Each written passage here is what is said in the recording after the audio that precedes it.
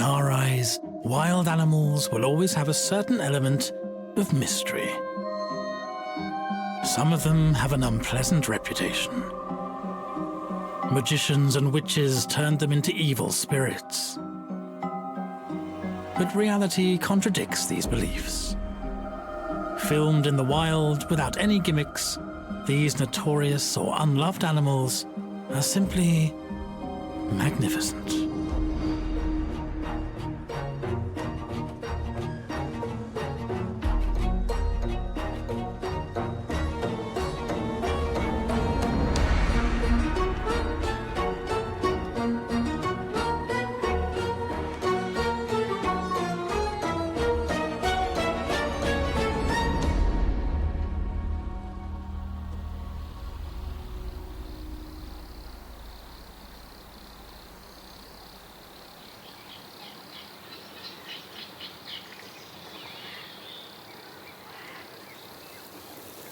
Winter returns, surprising this part of the countryside.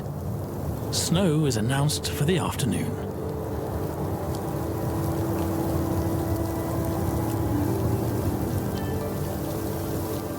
Coated in white, nature seems frozen and shrouded in silence. Time is almost suspended.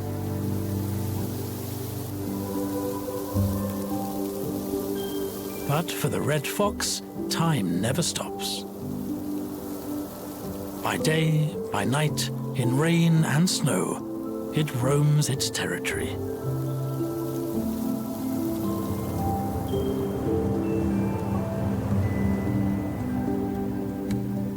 Always busy, relentless, never hibernating. Dressed for the cold with his thick fur, he covers tens of kilometers every day, looking for food.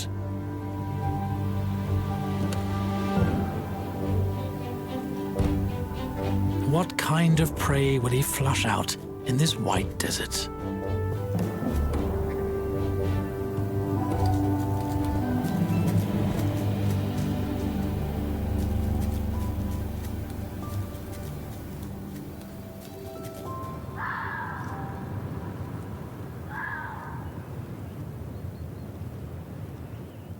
Most of the time, he catches voles. Normally, his sharp eyesight and highly developed sense of smell are all he needs to spot them.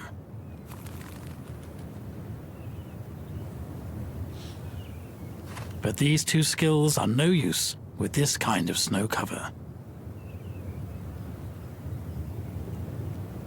But he still has one more trump card.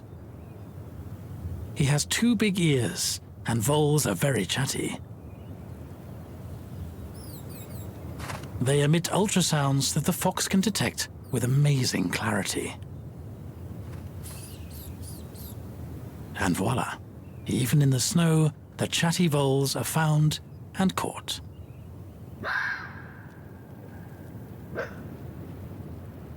On average, a fox swallows 6,000 mice, field mice, and voles each year. By keeping rodent populations in check, it provides valuable services to farmers. But it still can't get rid of its bad reputation. The French called it goupil in the Middle Ages, and it was and still is the target of unbridled animosity and even cruelty. Why is there so much hate? Reynard makes the mistake of living close to humans and being interested in the same prey that they hunt. He takes it and piles it in his pantry, away from the villagers. And imagine that when his stock is exhausted and he comes out of his burrow hungry, he doesn't shy away from running after the prey reserved for hunters. He's sly, too. At the slightest alarm, he lurks in the grass or runs away and furtively disappears. Get after Reynard. Let's shoot this stinky thief. The fox is never where you expect him. He's a really sneaky opportunist. And you have to admit, He's very clever. He can handle more than one target at a time. He can flip over a hedgehog with one flick of his paw, then grab a partridge off her eggs and take them all off to his lair.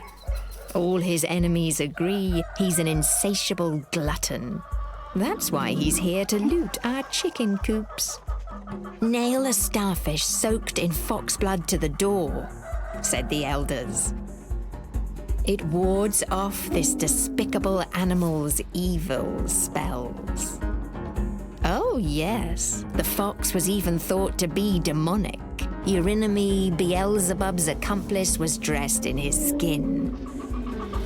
Reynard symbolizes excesses, greed, deceit. Prejudices are pervasive. Many people still see the fox as an infamous chicken thief who can't be stopped by traps.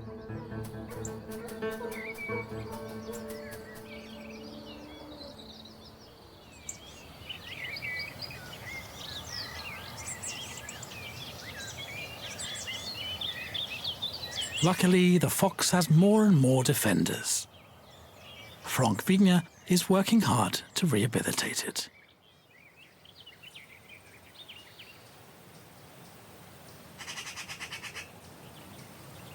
It was an animal that was accused of all kinds of mischief.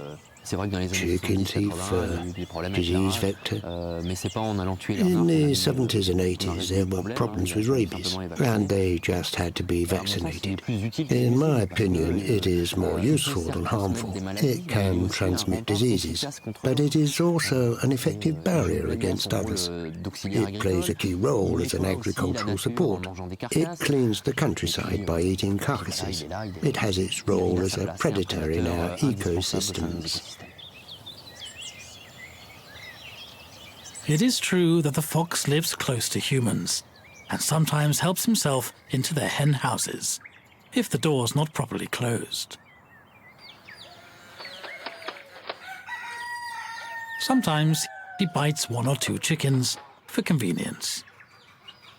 But this is far from the number of mice and voles on his hunting list.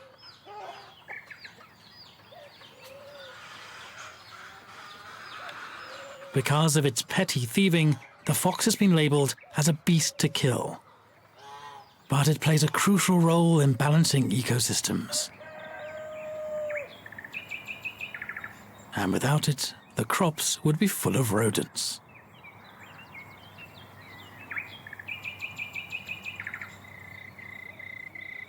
At night, other meadow dwellers appear.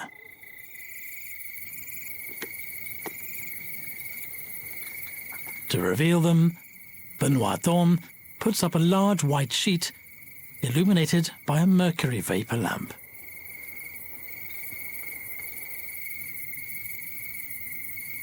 Les papillons de nuit sont très sensibles au rayonnement. Moths and butterflies are very sensitive to UV radiation.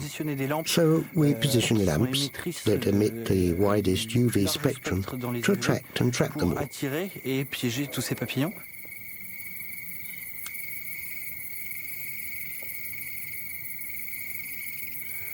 Donc là, on a une femelle qui. Here's a female who got trapped by the sheet. Une belle femelle. A beautiful female death's head hawk moth avec un abdomen très with a very large très gros. and fat abdomen. Les œufs qu'elle aura pondus. I'll be able to breed some of the eggs she lays and release the rest into the wild. Les relâcher directement dans la nature.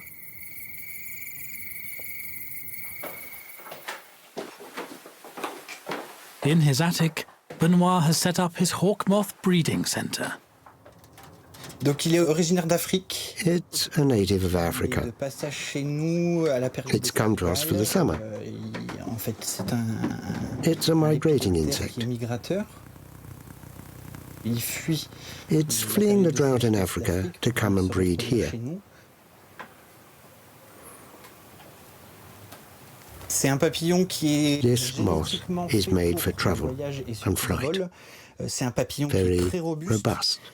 Qui est fuselé, de toute façon on le voit au niveau forme, C'est un papillon qui va avoir It's going to be shaped la like forme a d'un avion, fighter plane. plutôt un avion de chasse, donc qui va fendre l'air. Et c'est donc un papillon qui va pouvoir, sans trop d'efforts, c'est-à-dire sans It'll be able to résister travel au vent, long pouvoir distances parcourir without différentes much effort. distances, en dépensant le moins d'énergie possible.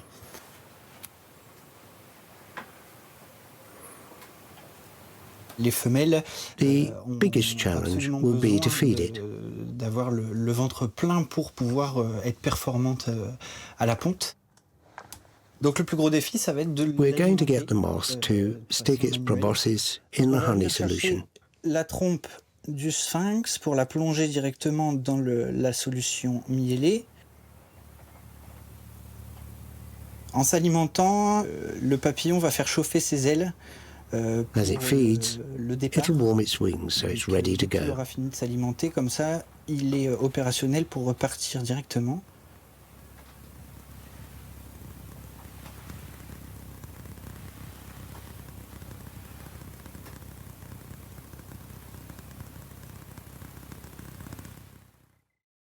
I think that's an interesting thing. This one piece will make 52 layers. Watch on mobile devices or the big screen. All for free. No subscription required.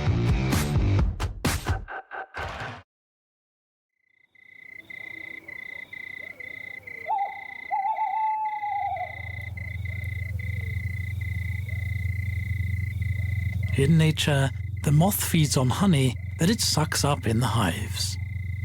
But tonight, it's not the food that this one's interested in. He crossed the Mediterranean in one go, covering 500 kilometers without stopping. He takes no time to rest, obsessed by the mission that led him here, to reproduce.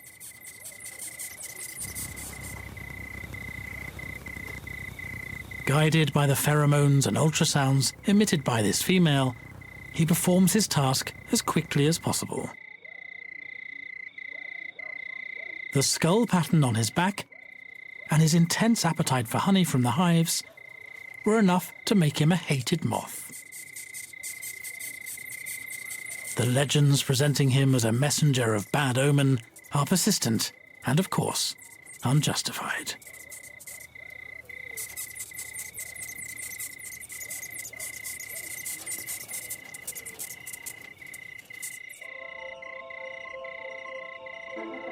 The intruder emerges from the night, silent, wearing his gloomy mask and fitted with a proboscis to steal honey from bees. The hawk moth is greedy, but that's the least of its flaws. Acherontia atropos. Its name alone evokes the grim reaper. It embodies the soul of the dead flitting off to the afterlife. We were able to pin it down to investigate it. Its record is loaded. Judge for yourself. In the caterpillar state, it eats the leaves of plants as evil as datura or belladonna. No wonder the devil sends it as a messenger when he wants to summon witches, and tells it to whisper the name of those who are going to die in their ears. The most malicious tongues even say it brings death, even if, in truth, it actually sows life in nature. There is a myth that Psyche, a princess who became a goddess, came up from the darkness through the wings of a moth. Like her, the death's head hawk moth descended into the depths of the earth to be reborn as something even more beautiful. Superstitious people still claim that it has a sinister power to give people nightmares while they sleep. Seeing this dark messenger appear in the moonlight bodes no good, especially if you hear its plaintive cry.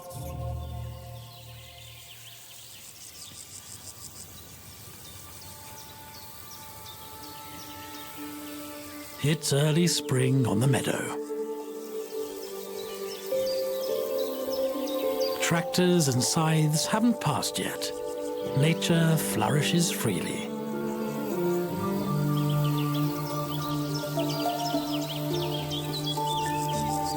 the tall grass still hides the discreet little people who live in these wide open spaces.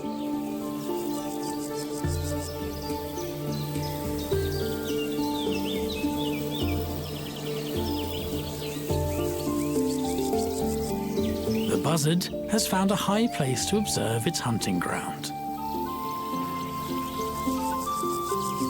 No movement escapes its piercing gaze. Look, good news for birds of prey. The hares have been born. Already just a few days old, their big ears betray them.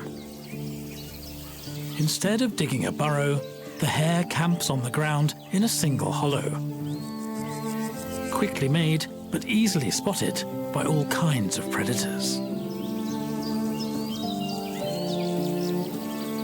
Its eyesight isn't very good. Fortunately, its impressive ears, which can be adjusted at will, keep it up to date on everything that's happening.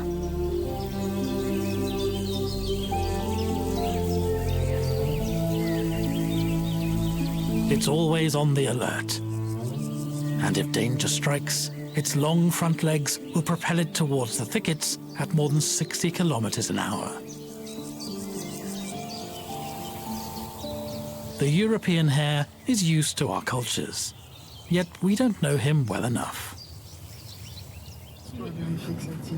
He has some secrets that Jean-Sébastien Guiton and Ninon Denis would like to uncover.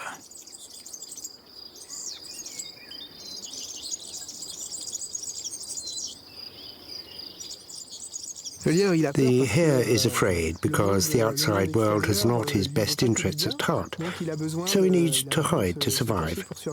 It's really a challenge for all species, and especially for the hare. It's somehow his principal characteristic. He has more than one string to his bow to defend and protect himself. Either he hides, and when he thinks he's been discovered, he quickly flees, because his morphology allows him to disappear very quickly.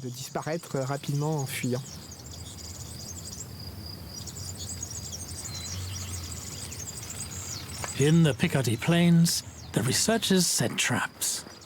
There's no need to hide the cage or put bait in it. The hare is so curious that it can't help but visit this unusual object placed on the ground.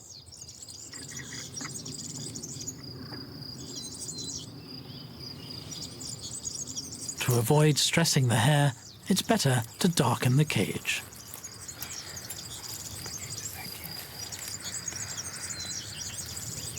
They're going to put a transmitter collar on it, the only way to track the hares as they move around.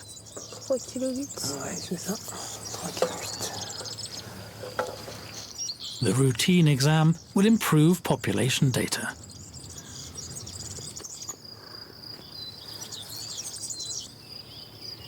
But the transmitter collar should reveal more precise details about the hare's life. Une étude qui permet de à la fois estimer le taux de survie des animaux, des jeunes animaux. This study allows us to estimate the survival rate of these young animals, et puis aussi to determine the causes of mortality, dans quel type de culture ils vivent, le jour, la nuit, to see how they use their environments, comment ils sélectionnent how they live, leur lieu, how they eat. leur lieu de gîte, leur lieu d'activité, d'alimentation, etc. Et donc ça permet de mieux comprendre. It helps us understand better what is important for the hare population pour les lièvres, et donc de faire des recommandations ensuite éventuellement dans la gestion des and to make recommendations d'identifier des for managing these animals. qui auraient pris une importance plus forte qu'avant.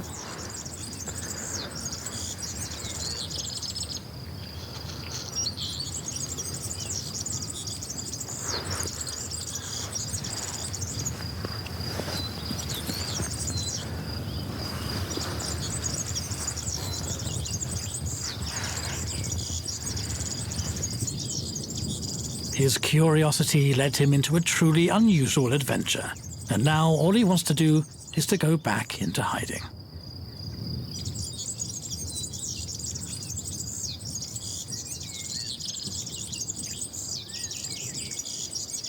An animal that hides itself at every turn has unavoidable secrets to protect. The hare is too cunning to be honest. He must be messing with witches. In Japan, it's only known for its fertility. When the moon is full, a hare is said to descend from the sky, run to the sea, and play in the waves before reproducing abundantly. In other cultures, it has been said that the hare can turn into a witch. He was stigmatized for his habit of fornicating at all costs, accused of being depraved and destroying harvests.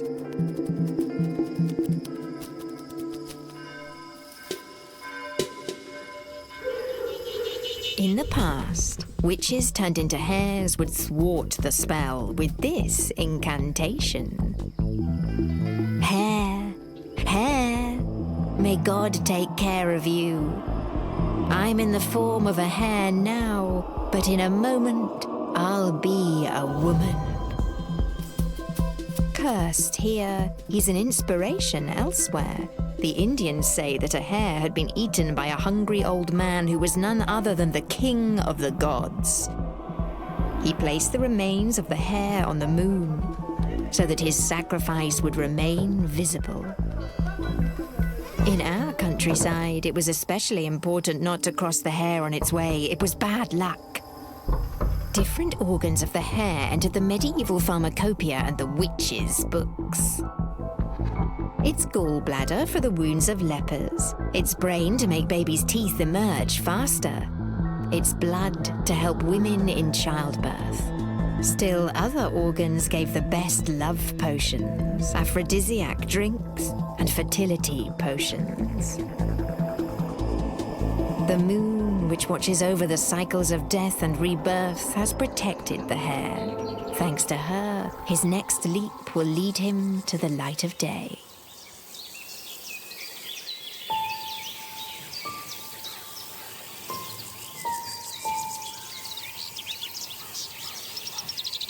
Now firmly in place, spring has brought back nature's most harmonious features.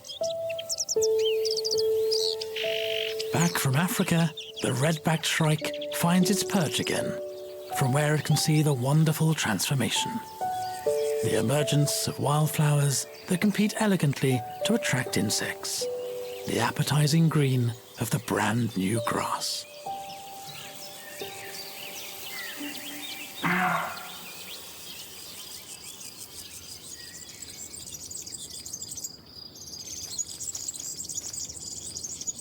Short ears, white tail, it's a wild rabbit.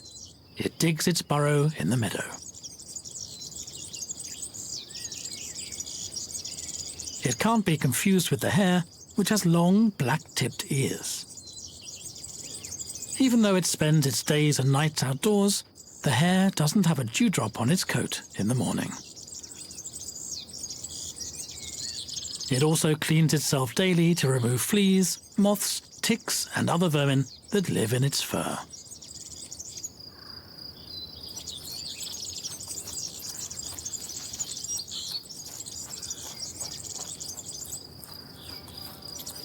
As they move around, hares stay alert to the odors left on the ground.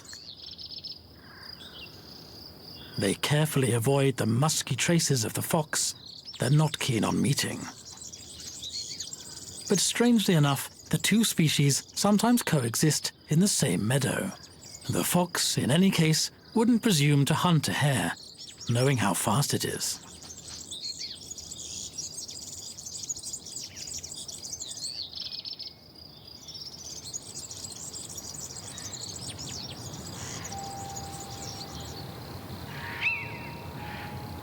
For the hare, the danger usually comes from the sky.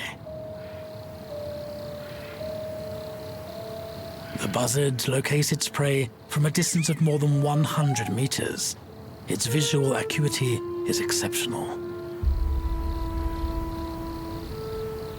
The safest way for the hare to parade is to blend into this setting that matches its coat. With its ears down, it stays motionless till the danger has passed.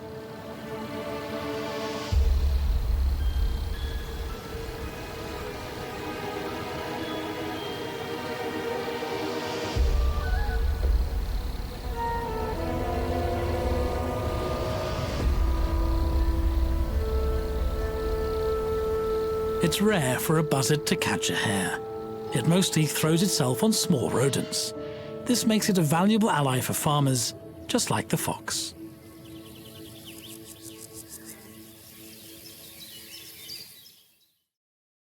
Hares live almost all year round in solitude, except during the rutting season, which brings them together once a year on the meadow.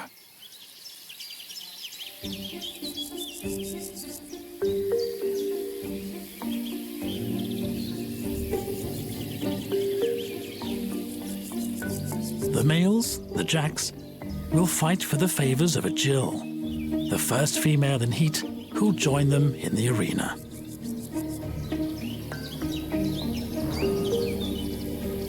Normally so peaceful, hares break their usual reserve to face each other in a spectacular fistfight.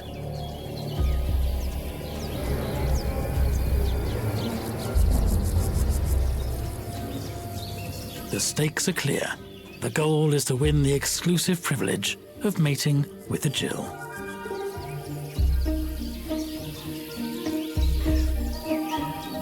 By exposing themselves in this way, they forget their sacrosanct rules of caution. But it's for a good cause, preserving the species.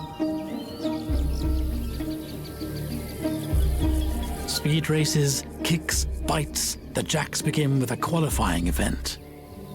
The objective is to oust the weakest males so that only one remains.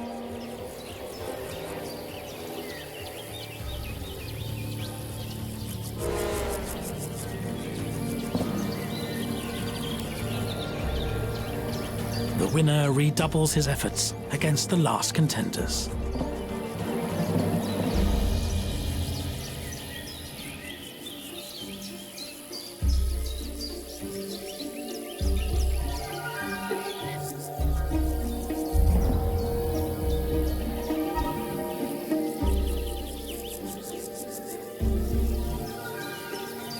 He's left alone on the track for his one-on-one with the Jill.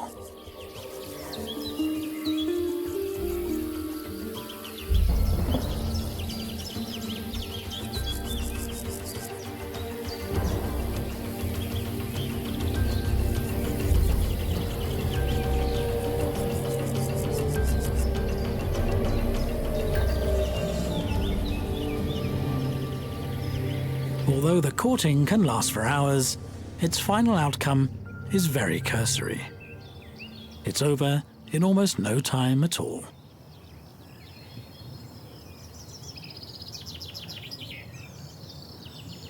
Under the leaves of a privet on the edge of the meadow, small white pearls have appeared. The female death's head hawk moth has laid tiny eggs, 1.5 millimeters in diameter. After a week, the shell is slashed by a robust jaw. It belongs to a caterpillar measuring 5 to 6 millimeters.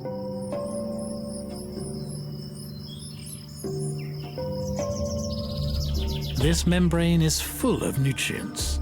The caterpillar's first instinct is to devour it so it can build up its strength.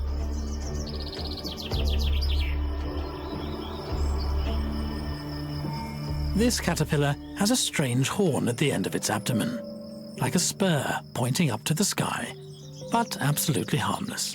Then what is it for? Maybe just to deter predators from attacking it.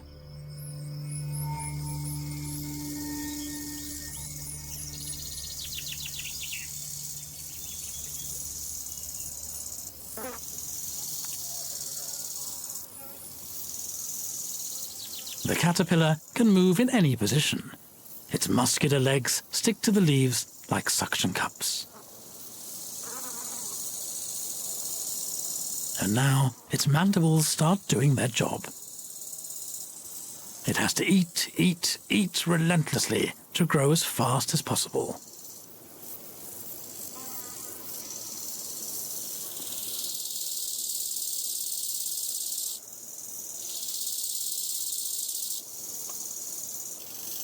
In its nutritious bush, the caterpillar crawls wherever it wants, but sometimes at the risk of slipping on the glossy leaves. One stumble and it's gone.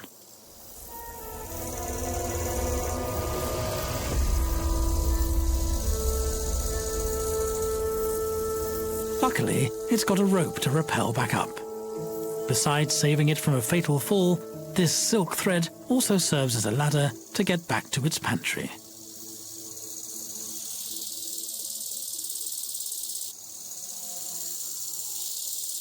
As the death's head hawk moth caterpillar force feeds itself, its suit starts getting tight.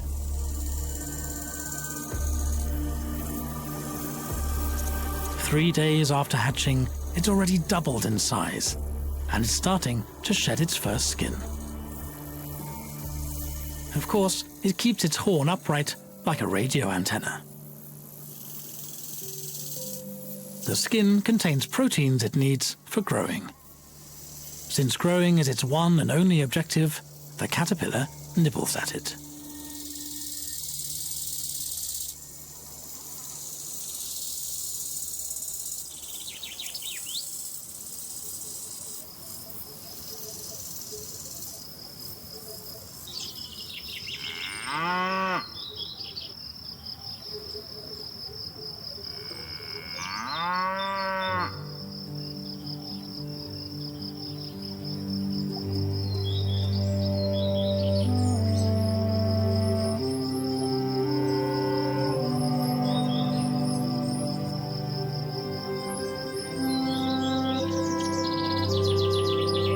There have been other births on the meadow. Fox cubs have arrived in this den.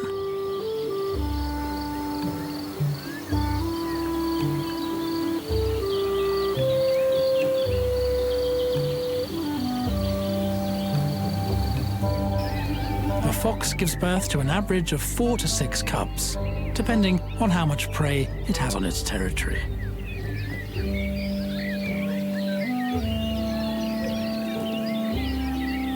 The pups usually stay at the entrance of the burrow, ready to take shelter there if there's any danger.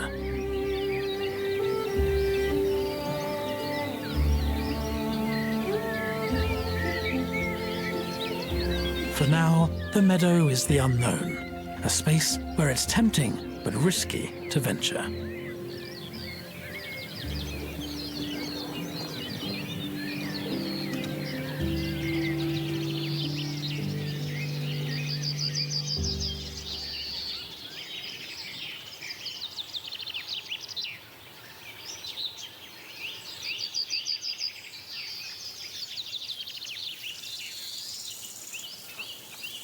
The hawk moth caterpillar doesn't know every nook and cranny of its territory either.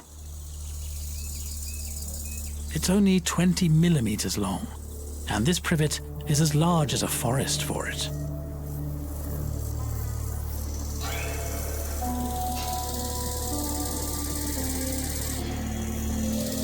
If it encounters a sibling or cousin, it doesn't back down and let it pass.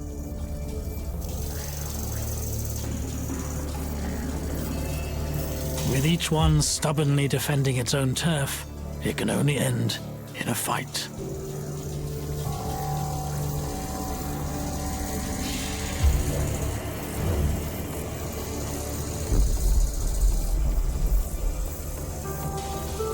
It might be funny to see caterpillars going heads-on at each other, but in their world, there's nothing more serious than defending a privet leaf.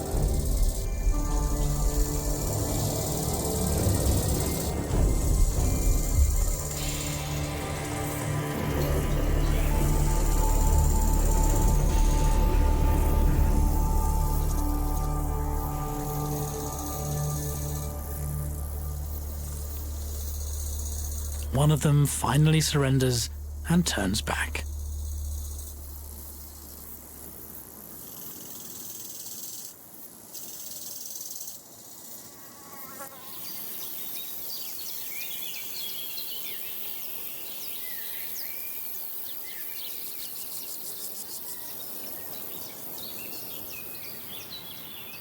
In the summer, new dangers face the meadow dwellers.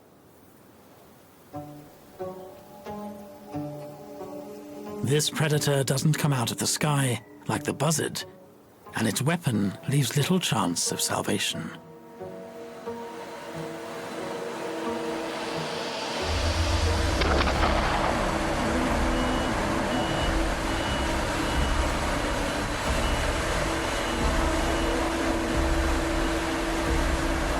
also frightening machines whose jaws sometimes crush hares that have been surprised.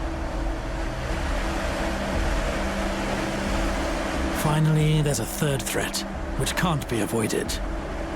Pesticides and their disastrous impact on animal populations.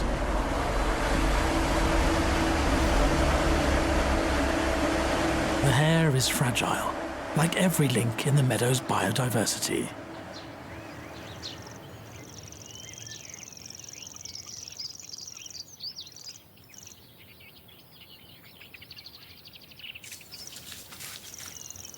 The fox returns to her den. Her cubs have been waiting for her to come and feed them.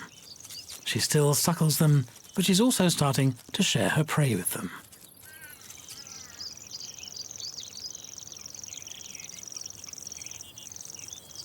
She stores food for herself and her cubs, out of foresight, not greed, as some believe. The whole time her cubs are growing, the fox hunts from morning to night.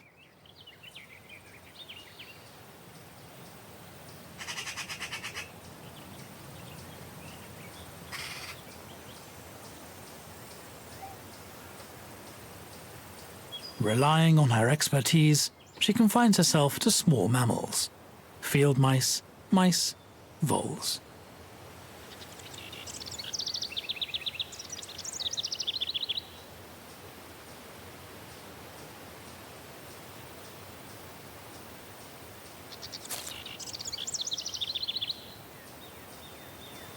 It's not an animal specialized in capturing small mammals, but it has a gift for that. It usually hunts by hearing. Foxes don't have the same perception as man. They pick up sounds that we cannot hear. They manage to pick up the noises of small animals that move underground. So he rummages, he walks, he moves constantly. And as soon as he locates the ultrasounds of these small animals, he stops, pricks his ears up, and makes a jump called the pounce from above. He jumps on his prey, catches it, and bites it.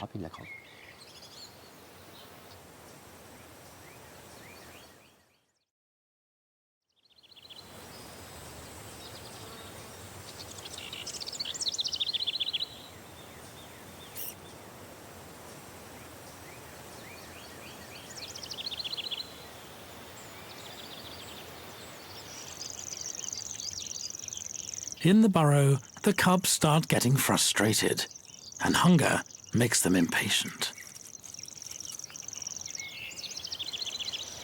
But their mother doesn't let up.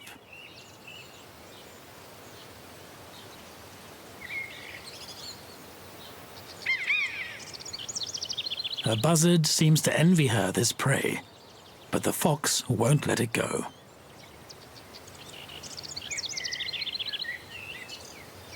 On the way back, she takes the time to redraw the boundaries of her territory with scented beacons. So many do not enter signs for other foxes.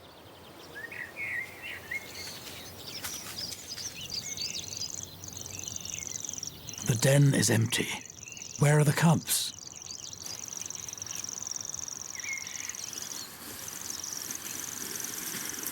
Their games have taken them a bit further away than usual.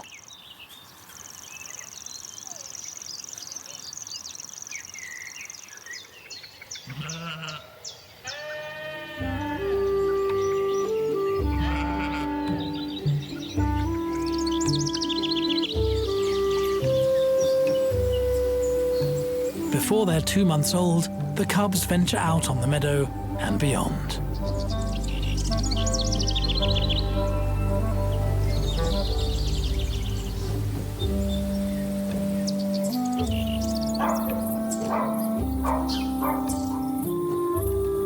As they wander, they naively approach their main predator.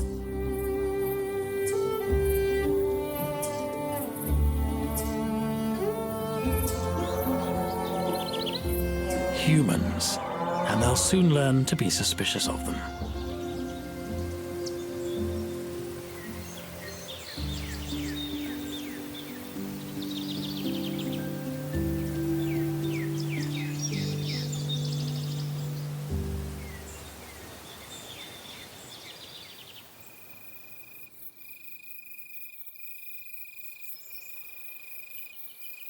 The young foxes spend several months in this joyful, carefree state of mind, curious about everything.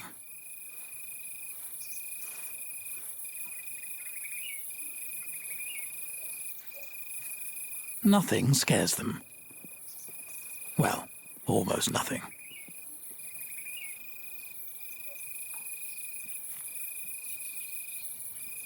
They're training to hunt mice without actually managing to catch anything. And above all, they play till they're out of breath, from morning to night. The only way to acquire the reflexes and agility of a good hunter.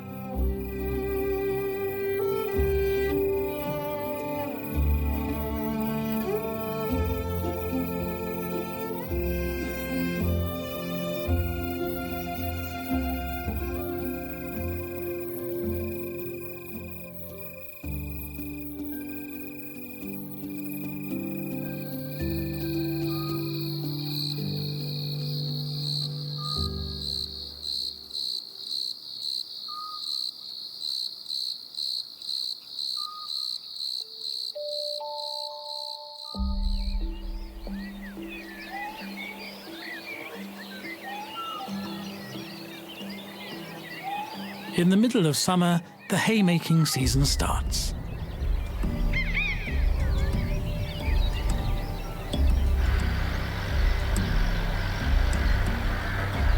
The farmer harvests the fodder to feed his livestock in the winter.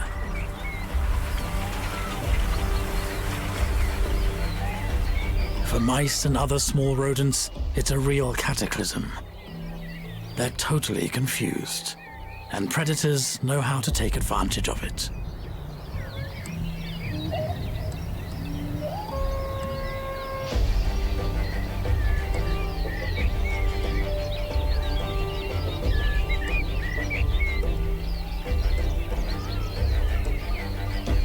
Buzzards and foxes locate their prey without any difficulty. The meadow becomes a free-for-all. All you have to do is help yourself.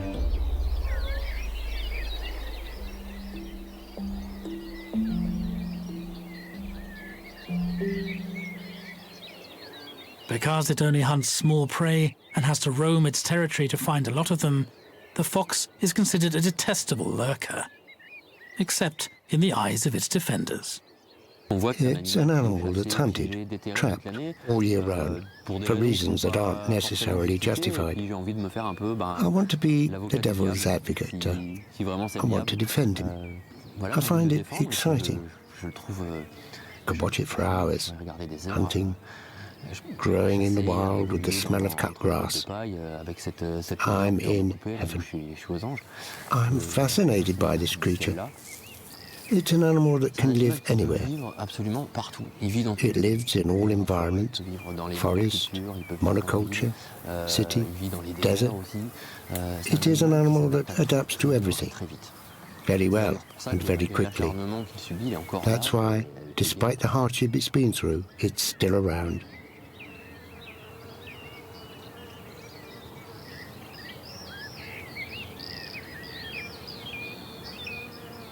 Far from the turmoil, perched in its refuge, the death's head hawk moth caterpillar has grown even more. Nibbling relentlessly on its privet leaves, it had to molt 4 times to get rid of its coat, as it became too tight.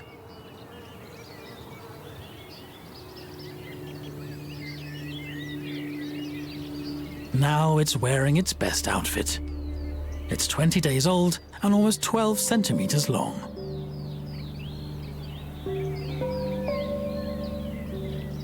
It's not full because it hasn't yet stored enough energy for the challenge ahead.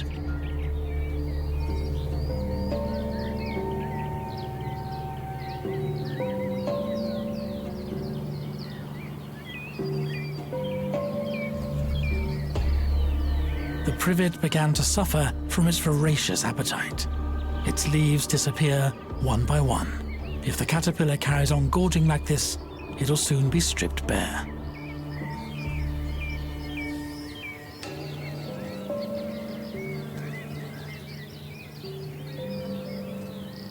it still allows itself a few breaks to digest.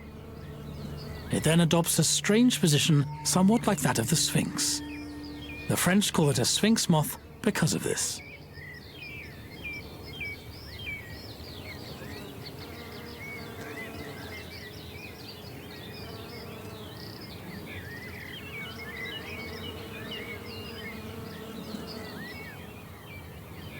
After these short naps, its jaws go to work again.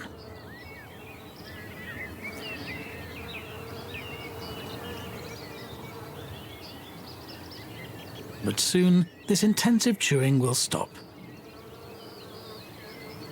The caterpillar abandons the nourishing plant it's been stripping for weeks. It's reached its maximum size. For the next step in its development, it goes underground. This is where its metamorphosis will take place. A crawling creature that buries itself to change form, isn't that a little bit of witchcraft? Let's forget the legends that present the death's head hawk moth as a monster, and instead admire the extraordinary process that leads to its birth. One of those sleight of hand tricks that nature shrouds in secrecy.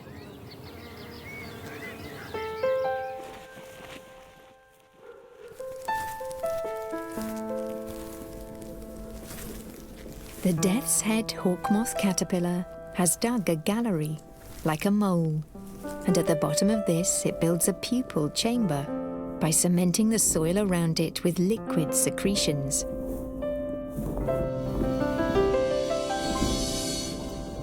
For a while, it seems as inert as a mummy, but we call it a pupa.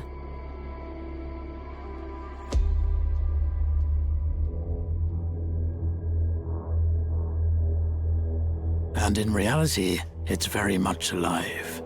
The pupa's transforming. A creature will emerge from this armor as if by magic, quite different from the one that was buried 5 weeks ago.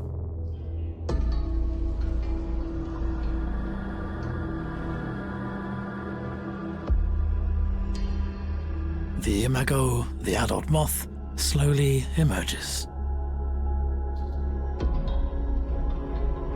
A death's head hawk moth comes to life. It uses as much energy as it can to get out of this grip.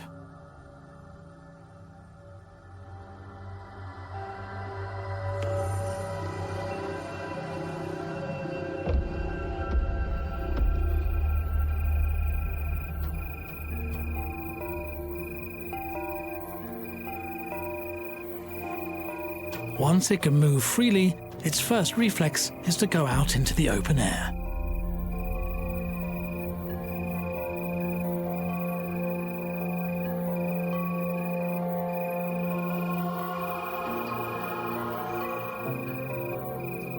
The most urgent thing now is to spread its wings before they dry out. As long as the Sphinx remains suspended, blood under pressure slowly flows into the wing ribs, breathing life into them.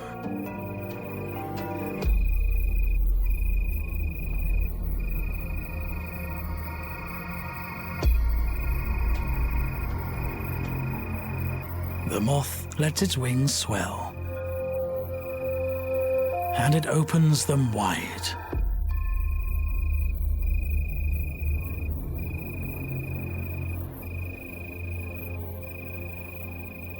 Tapered body, flexible wings for acrobatic flights, skull and crossbones, this fighter aircraft has a wingspan of 13 centimeters.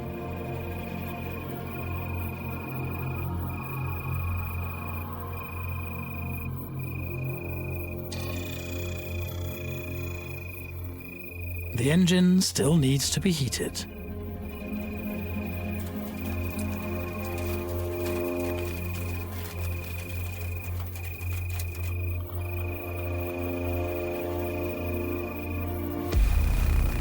The moth's wings buzz long and loudly before its first flight.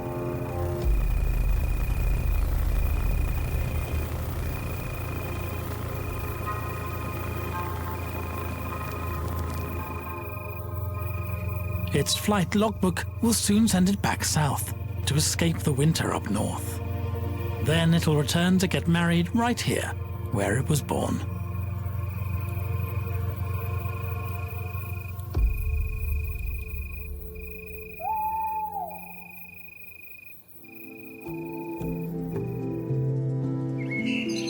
The meadow isn't just a natural space that people exploit out of necessity. In its tall grasses, thickets, and groves, it also hides animals that play a crucial role in this ecosystem. Surprising, fascinating, harmless, no matter what people say, they benefit from being known and respected.